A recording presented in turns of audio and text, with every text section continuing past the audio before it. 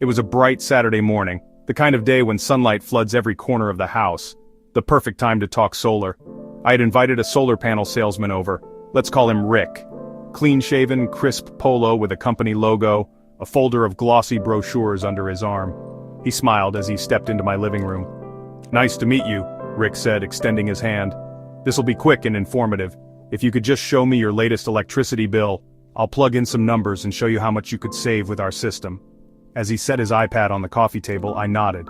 But instead of the bill, I pulled out my laptop and opened ChatGPT. Just curious. I typed, "Estimate my solar savings. Monthly bill, $300. Location, 92688, 22 panels.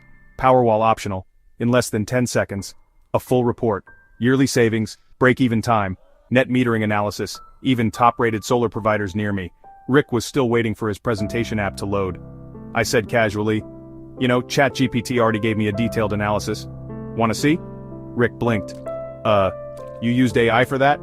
I turned the screen toward him. He scanned the breakdown, the sleek charts, the confidence in the numbers. His smile started to twitch.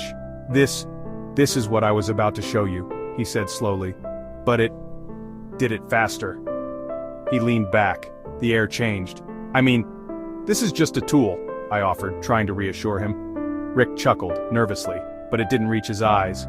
"Yeah, just a tool." But I could see it hit him. Not just the lost sale, something deeper. "I used to be the expert," he said, eyes on the screen. "I'd walk in, educate people, build trust. That's what made me valuable. But now," he paused, "if AI can do this, better, faster, and free, what's left for me?" It was quiet. Outside the sun kept shining, indifferent. He stood up, slowly packing his iPad, like every motion weighed heavier than the last. He said, "we always joked AI might replace factory jobs, or truck drivers. No one thought it would come for the ones with smiles and handshakes, the human touch." He walked to the door. "The scariest part," he muttered, "is that you need me. And I think you knew that before I even walked in." I stood still, staring at the glowing screen. Everything he said echoed. He was right. I didn't need him for the facts. But I had needed something else, the human side, the conversation, the trust. "Hey Rick," I called out. He turned, surprised. "I still want to go with your company. You were honest. I respect that. And you showed up in person. AI can't replace that."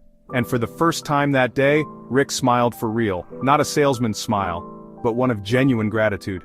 "Thanks," he said quietly. "Maybe there's still a place for both of us in this future." And just like that, a little of the fear faded from his eyes.